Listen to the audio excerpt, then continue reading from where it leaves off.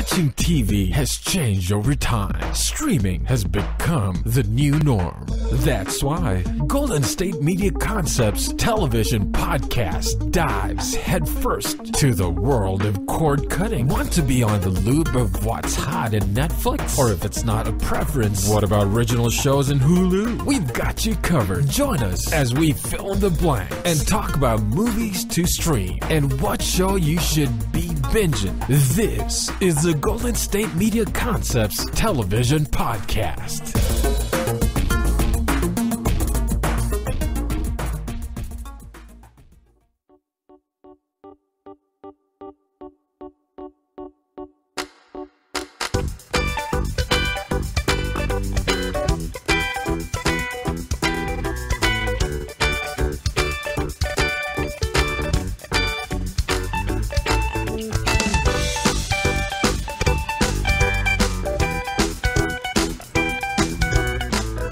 Hello and welcome to the GSMC television podcast, brought to you by the GSMC Podcast Network. My name is Sarah, and actually this is a special episode because I have been watching a lot of Christmas movies, and I thought that I would pop on and talk about Christmas movies because I have been watching them on mainly Netflix at the moment. We don't currently have cable in my household, and so I've been watching a lot of Netflix movies and thought, hey, television podcast talks about Netflix. I could jump in there and talk about my Christmas movies.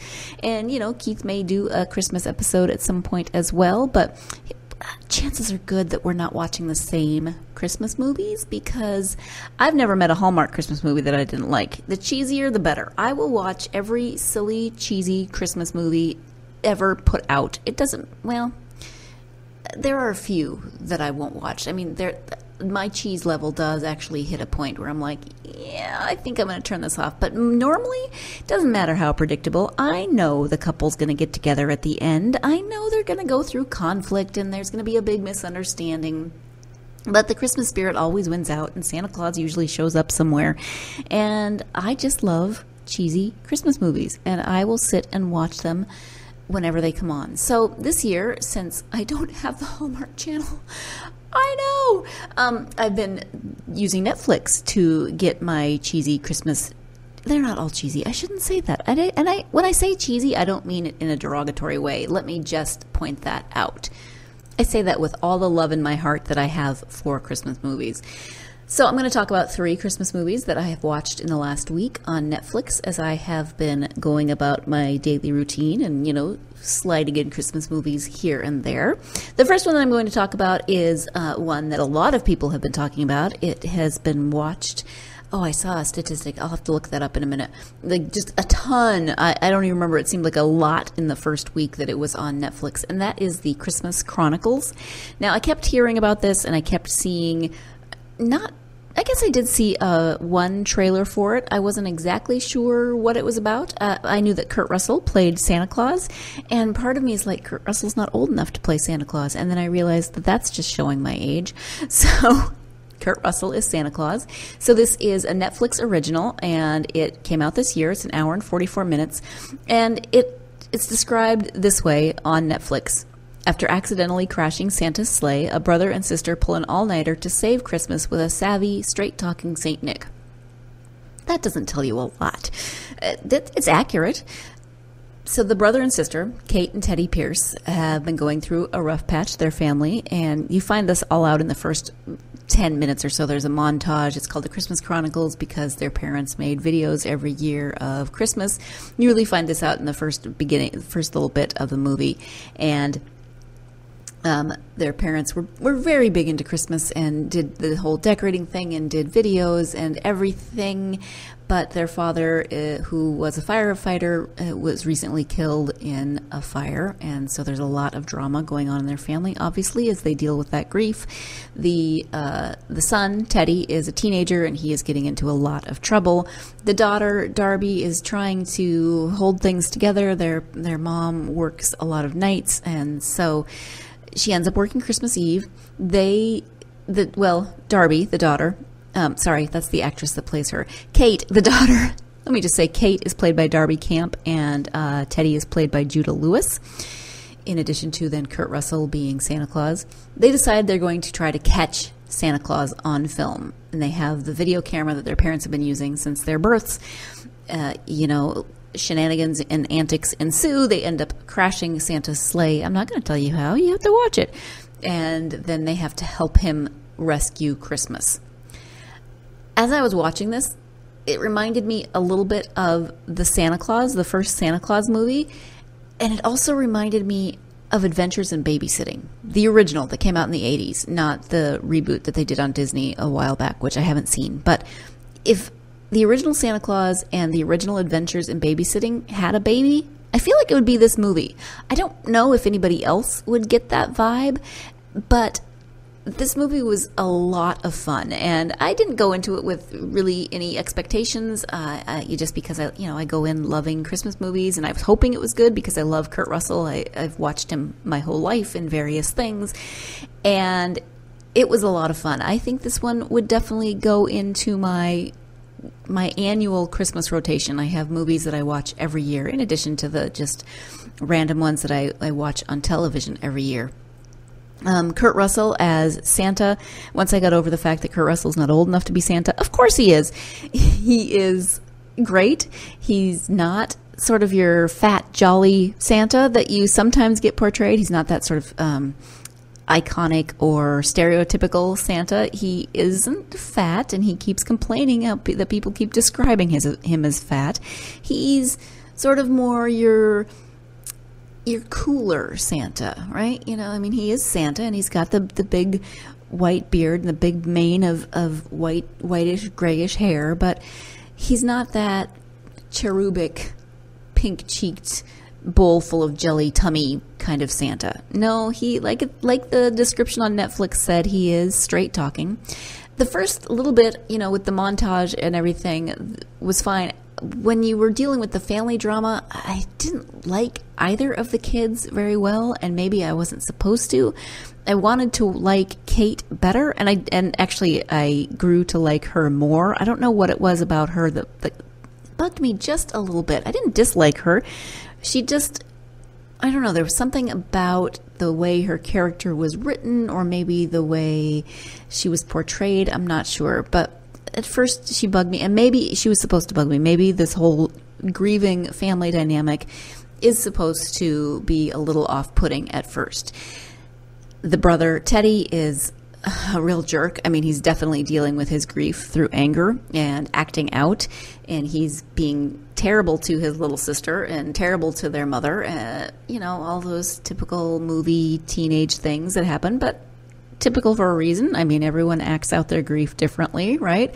And Teddy's happens to be acting out through anger, through negative means of gaining attention. And it works out in some ways. The negative means of gaining attention, he steals a car in the very beginning, and his sister catches him and videotapes it. She's got a video camera. It's the Christmas Chronicles, and blackmails him into spending time with her on Christmas Eve.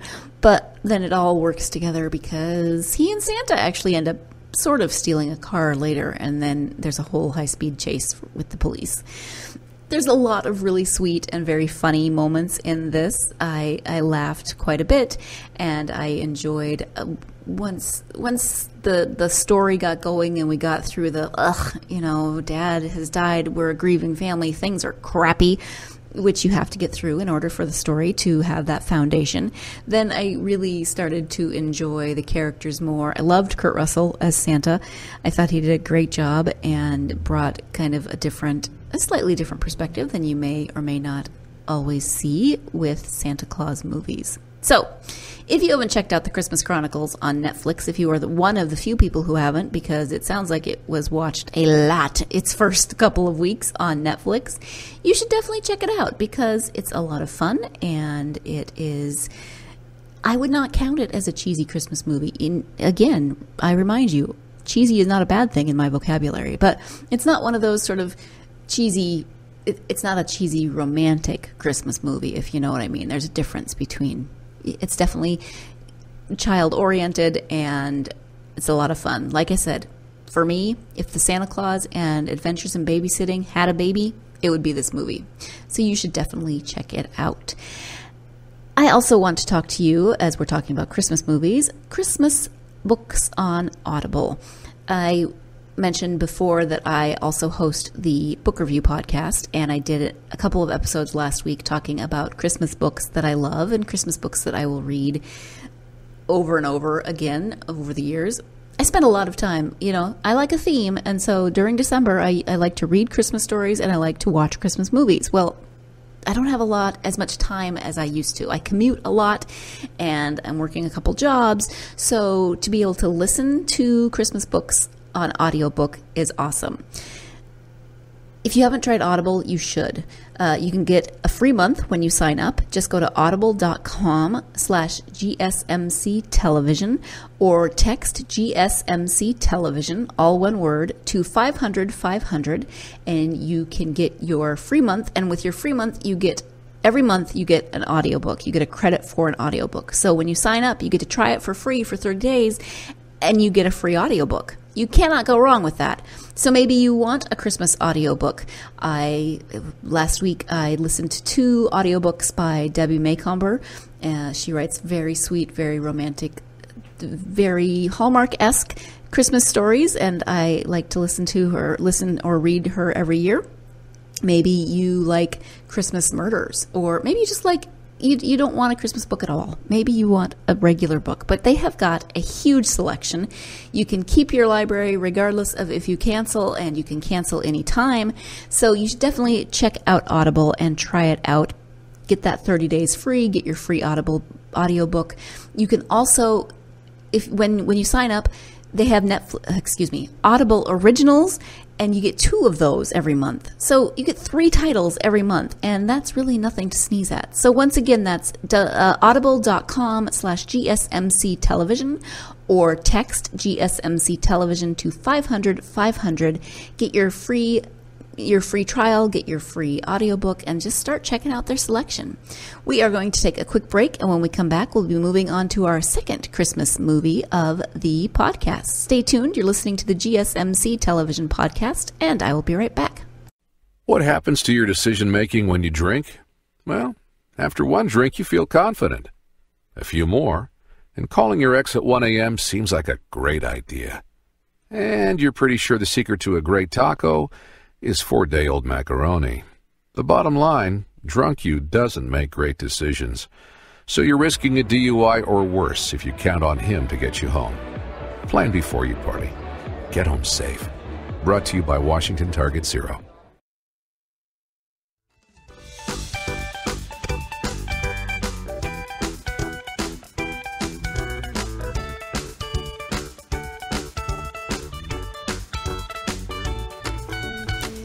Welcome back to the GSMC Television Podcast. Before the break, I was talking about the Christmas Chronicles with Kurt Russell as Santa Claus, and now we are moving into what I would call my cheesy Christmas movies. It's not Hallmark, because I don't have Hallmark this year, and that's just fine, because Netflix is filling that need very nicely. So after I watched the Christmas Chronicles, I was kind of scrolling through and seeing what was recommended for me, and one that popped up was called The Holiday Calendar. I love Advent calendars, and so I thought, hey, I'm going to check this out. It is, I'll just give you the brief synopsis. A struggling but talented photographer inherits an antique holiday Advent calendar, the contents of which seem to predict the future. Will this magical calendar lead her to love this holiday season? Again, that tells you it's accurate, but it's not exactly informative, right? Okay, so Cat Graham is Abby Sutton, and Cat Graham I know from the Vampire Diaries. I'm sure she's been in other things, but that's what pops into my head when I think of her. Cat Graham is a photographer. She is currently working in a job that she's not terribly thrilled with. She's taking holiday photos and working for a boss that is he's a little overbearing, a little obnoxious, and she's not thrilled. She would rather be taking different kinds of photos. She'd rather have her own studio. Her best friend comes back from something like 18 months of traveling the world. He's also a photographer, and they've been best friends for pretty much their whole lives. His name is Josh, and he's played by Quincy Brown. So that's how we start. And then we get to know Abby's family. It's a multi-generational family with her grandfather, her parents, and then her sister, her husband, and their daughter. So you've got multiple generations. And her grandfather sits her down right around the first part of December and gives her an Advent calendar. It's not like you're thinking of, a little cardboard thing with chocolate in it. It's quite substantial. It's wooden. It's shaped like a house. It's got different doors for every day. And it was her grandmother's. Her grandmother has recently died and had said that she wanted Abby to have this holiday calendar, Advent calendar. So Grandpa gives it to her, and she takes it home, and she's confused by it because none of the doors will open. And she thinks maybe it's broken or warped or, something's happened to it because her grandmother bought it many years ago in France, I believe. But her grandmother was convinced that it was what led her to meeting and marrying her grandfather. So there's a story there. Well, it turns out that on December 1st, the first door opens.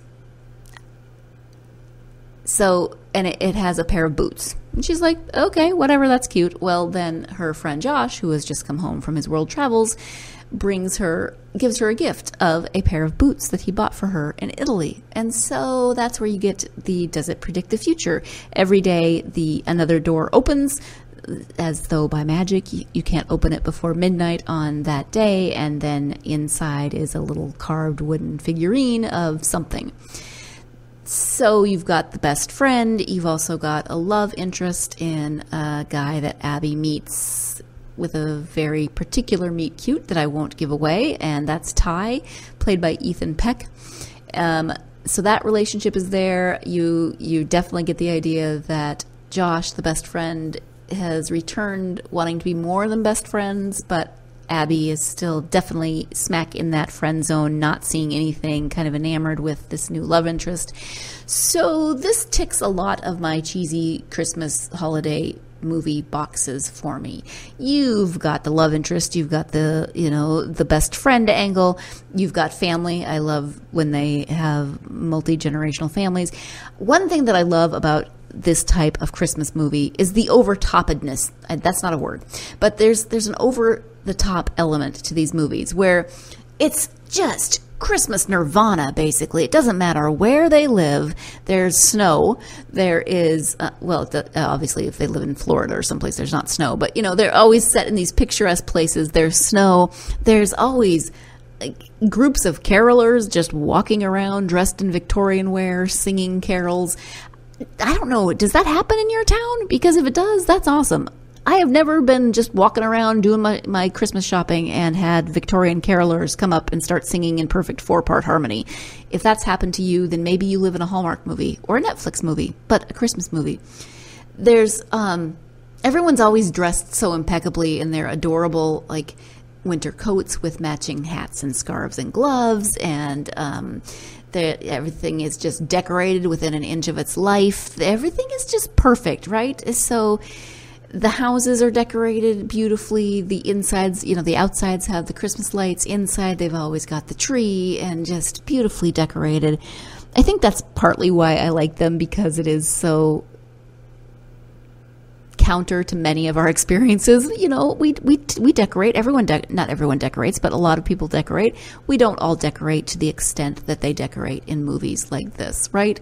But I think that's what I kind of like about this, is just that, and there's sweaters and there's layers and there's snow and there's carolers, and it's always just so idyllic and beautiful, and not exactly the way we experience the holidays, but we can escape into a movie and and kind of even if you're rolling your eyes, sometimes I roll my eyes at the sort of perfection of it.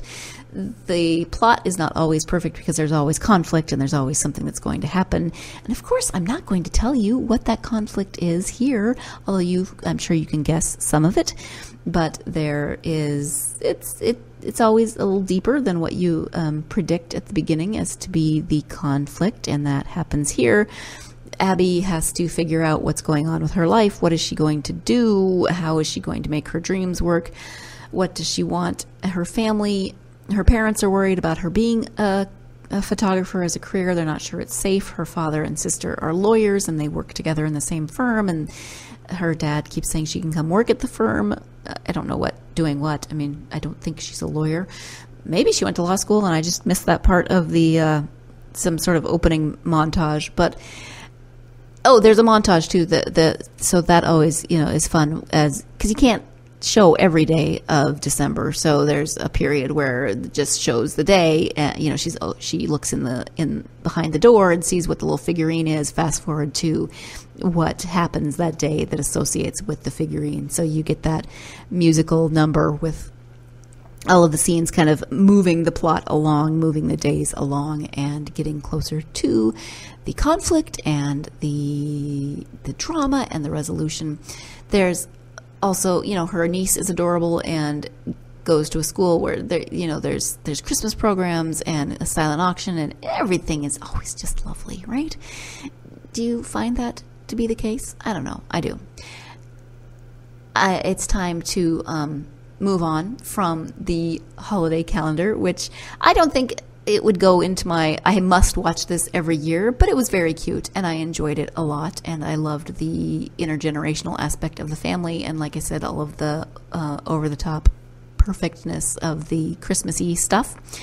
Speaking of Christmassy stuff, I mentioned Audible before, and I'm going to mention it again. As I said, I have been listening to Christmas books on audiobook. I mentioned Debbie Maycomber, and I am currently listening to The Christmas Quilt by Jennifer I can't even think of her name. That's terrible. Chiaverini.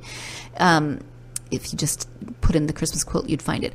And it's part of a series. It's actually 4th or 5th in the series about a woman named Sarah and a woman named Sylvia, and they quilt together. Sarah learns to quilt from Sylvia, and there's much more than that. There's some historical fiction aspects of it. There's some women's literature aspects of it. But I have been listening to that. That's my current listening on audiobook, and I can't wait to commute tomorrow morning so I can listen to it again. But my point is that if you go to audible.com/GSMC television or text GSMC television to 500-500, then you can start your free trial. You can get one free audiobook, and it's like a little early Christmas gift, right? Give yourself an early Christmas gift of a free Audible audiobook.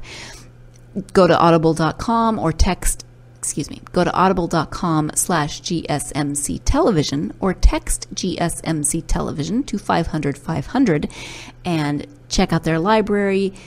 Find a book that you want to gift yourself, or if you have someone in your life who loves books but is finding they don't have the time or who likes to listen to them, whatever, you can give the gift of listening this holiday season. Give yourself a gift, give someone else a gift. It's all about the giving and the sharing of the love this holiday season. So audible.com/GSMC television or text GSMC television to 500-500 and start your free trial.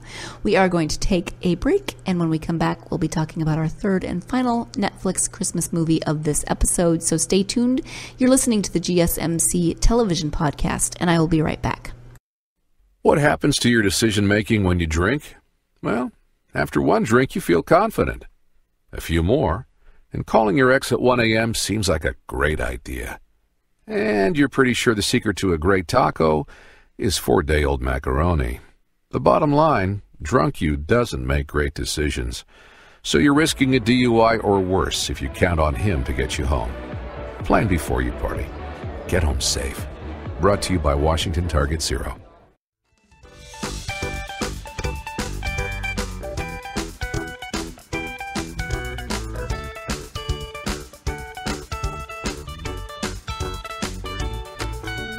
Welcome back to the GSMC television podcast and this Christmas episode. So finally, the third Christmas movie from Netflix that I am going to talk about is one that came up then after I finished the holiday calendar and was, flipping around. And they're like, because you watched the holiday calendar, you might want to watch X, Y, and Z. So the Christmas Chronicles, which I talked about in the first segment, and the holiday calendar, which I talked about in the second, both were out this year, 2018. This third one came out last year, so you may have already seen it. It's called The Christmas Wedding Planner, and wedding planner Kelsey Wilson is about to have her big break, planning her beloved cousin's lavish and exclusive wedding. Everything is going smoothly until Connor McLean, a devilishly handsome private investigator, shows up and turns Kelsey's world upside down. Hired by a secret source, Connor quickly disrupts the upcoming nuptials, but wins Kelsey's heart in the process. That's actually a little bit more descriptive than the first two and gives you a very good. So Kelsey is the main character. She is, as it says, a wedding planner. Her big break is that this is the first wedding that she has planned. She's trying to get her business off the ground. She is planning her cousin's wedding. Her cousin comes from a fairly well-known, well-off family, and so this is a big break for her. Kelsey is played by Jocelyn Hudon, Hudon. It's like Hudson, but without the S, so I'm not sure how you pronounce it. And then Connor is played by Stephen Huzar. So Jocelyn Hudon, Hudon, and Stephen Huzar, Huszar. Whew, interesting. Doesn't matter. So it's Kelsey, her cousin Emily, who's played by Rebecca Dalton, and then Emily's mother, Kelsey's aunt Olivia, played by Kelly Rutherford. So we open up with, and throughout the movie, Kelsey is sending texts explaining. So you get a lot of commentary and a little backstory and a little, what's going on in Kelsey's head from these texts that she's sending. To whom she's sending them is not revealed until much later, and I'm not going to tell you who it is, but she's sending these texts, and she's planning this wedding that's supposed to be perfect, and her aunt is very, very, very particular about how things have to go, and she expresses her disapproval and her disappointment quite freely. So there's that aspect. She gets along with her cousin very well, and they're very close, almost like sisters. So there's definitely family relationships playing a part. And then, of course, Connor shows up as a private investigator saying that he has been hired to investigate Todd, who is Emily's fiance, but he will not say who hired him, and he will not say exactly what he suspects Todd of. Eventually, they think maybe Todd is just after Emily's money, but they're looking into it, and Connor tries to convince Kelsey that she should join him in the investigation. This was, like I said, my least favorite of the three. It still checked a few of those boxes. There was romance. There was that sort of over-the-top cheesiness. There were fabulous coats and decorations, Christmas decorations everywhere, of course. I had to suspend my disbelief a lot more on this one. There were a lot of things that I was like, okay, I'm not really sure that the writing was that great, and definitely had to suspend my disbelief, especially toward the end. I kept talking out loud to the television, and I don't want to tell you what I was saying because I don't want to give things away. But yeah, I talk to the television all the time, and no one ever listens to me. So I don't expect you to listen to my comments that I made to the television. I won't bore you with those. But I didn't hate it. And, I'm not saying, dang, I just wasted an hour and a half or whatever it was of my life watching this stupid Christmas movie, because I could have just turned it off. It wasn't bad enough that I wanted to turn it off. I was just busy doing some other stuff and watching the movie as I was doing things. So it wasn't bad background. And I think the best thing I can say is that I didn't hate it, but I didn't love it. I was kind of neutral. It was not... Like I said, I will pretty much watch any cheesy Christmas movie. Doesn't mean that I'll watch them more than once. And this was one of those where I was like, yep, okay, I watched it. It was cheesy. It gave me Christmas music and Christmas themes and got me in my Christmas movie fix, and that's cool. But I really don't feel the need to ever watch it again or have anybody else watch it, which sounds really bad. But it's not terrible, and I'm not saying don't watch it if you love Christmas movies. Go ahead, just know that you might have to that you might have to suspend your disbelief a little more than some, and know that you have to suspend your disbelief on most cheesy Christmas movies. There's a lot of that going on with the suspension of disbelief. But this one, in some ways, even more so than usual. So, I can't really recommend it, but I'm not saying that you shouldn't love it or watch it if it's your cup of tea, because everyone has different tastes, and I'm not here to tell you what to like or dislike, just what I think. I think it's time for me to stop talking to you about Christmas movies and to let you go watch your own. So thank you for joining me for the GSMC television podcast, this special Christmas movies episode. Join us again on Wednesday when Keith will be back and talking about all of his top television choices. So thank you again and have a wonderful Christmas.